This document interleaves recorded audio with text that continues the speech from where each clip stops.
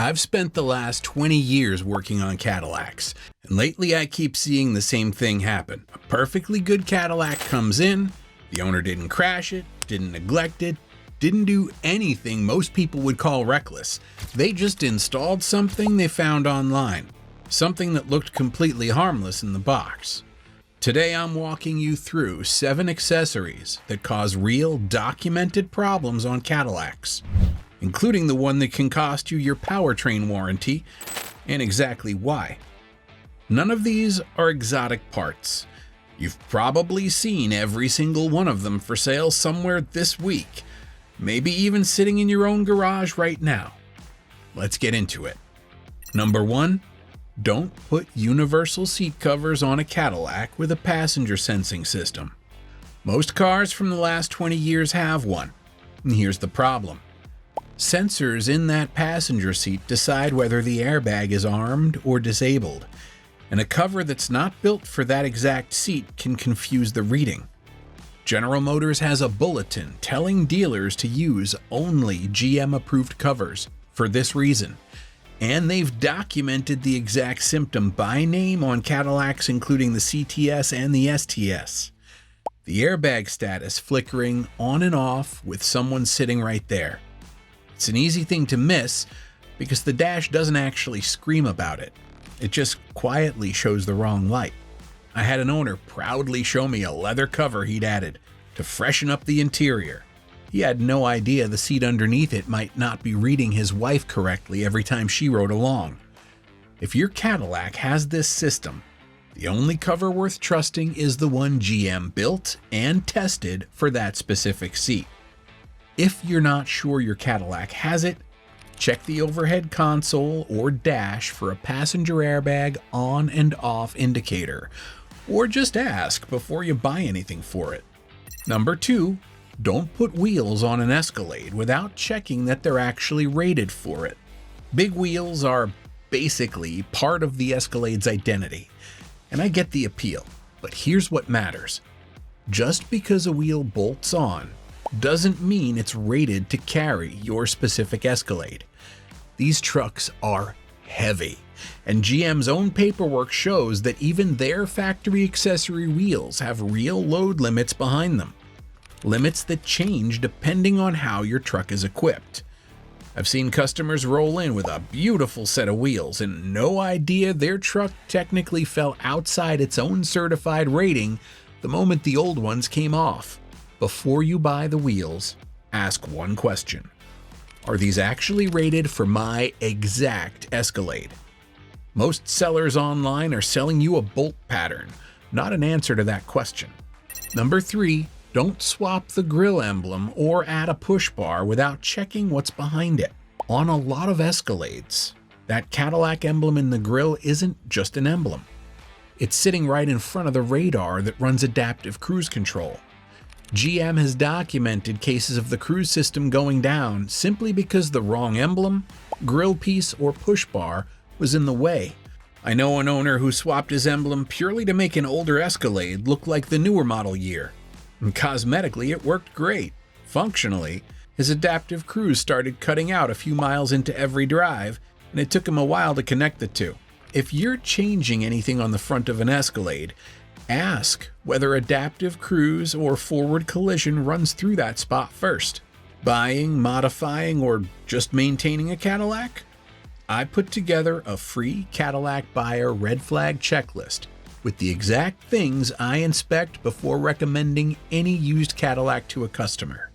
The suspension systems to verify, the transmission behavior to listen for, the recalls to run before you drive anywhere. Print it out before you look at a car. First link in the description. Which brings us to number 4, the one that actually can cost you your warranty. People call this voiding your warranty. That's not quite how the law works, and the distinction actually matters. A tune changes the way GM programmed the engine to run. That's the whole point of installing one. And normally, that alone doesn't erase your entire warranty. That's federal law under the Magnuson-Moss Act, on the books since 1975. A dealer has to connect that specific part to that specific failure. But if the engine or transmission fails, GM has a documented procedure for checking whether the car has been running a non-GM calibration. If it has, the remaining powertrain and driveline coverage can be blocked, and flashing it back to stock before your appointment does not necessarily protect you. Cadillac owners on their own forums, ATS-V and CTS-V drivers especially, describe the dealer checking that history before they ever touch the actual repair. So don't tune a Cadillac assuming you can quietly undo it later. And if you're shopping for a used V-Series car, ask the seller directly whether it's ever been tuned. Even if it's been flashed back to stock, a straight answer tells you a lot about what kind of ownership that car actually had. And it's a question a lot of sellers hope you never think to ask. Number 5, don't lower an Escalade without expecting the suspension computer to notice. This one surprised me with how well documented it is. Ride height isn't just a look on these trucks. It's a number the suspension computer uses as a baseline for everything else. Drop it 2 or 3 inches, and that baseline is gone. Owners report a service leveling warning, a hard speed limit, and premature wear on parts that were never built to work at that angle. I've seen owners lower these trucks purely for looks, then end up chasing a service leveling warning and a speed limit they can't explain a few weeks later. One guy called me convinced something had just broken on its own out of nowhere. Nothing broke on its own. The truck was just doing exactly what its computer was built to do once the ride height stopped matching what it expected. If you're set on a different stance, at minimum, find an installer who's dealt with this specific issue before, and they can tell you honestly what the truck will and won't tolerate. Number 6, don't let a cheap remote start or alarm get spliced straight into the wiring. These systems tap into your ignition, your locks, and your factory security system. And a poorly done splice job is a future problem waiting for a random moment to show up.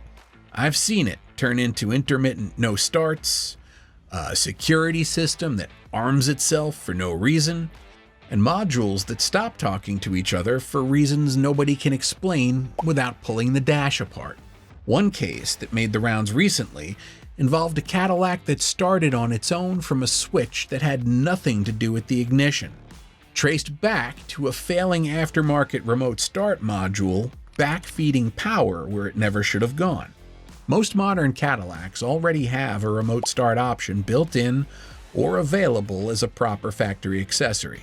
If you're adding it aftermarket anyway, make sure whoever installs it actually understands your car's electronics, not just where to find a wire that's always hot. The cheapest install is rarely the one that leaves your wiring looking like it belongs in that car 10 years from now. Number 7, don't tint the windshield without asking about the camera.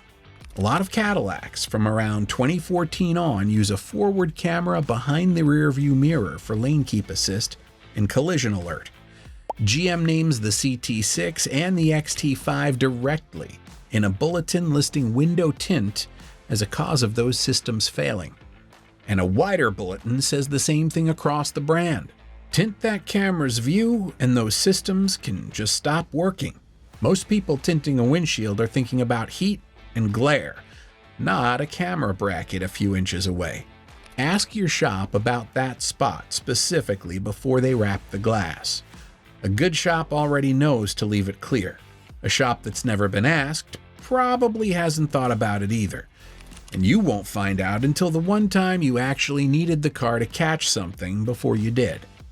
If you already have one of these on your Cadillac, that's not a reason to panic. It's a reason to ask the right question before something else does it for you. What are you looking at putting on your Cadillac? Or what's already on it that you're not sure about?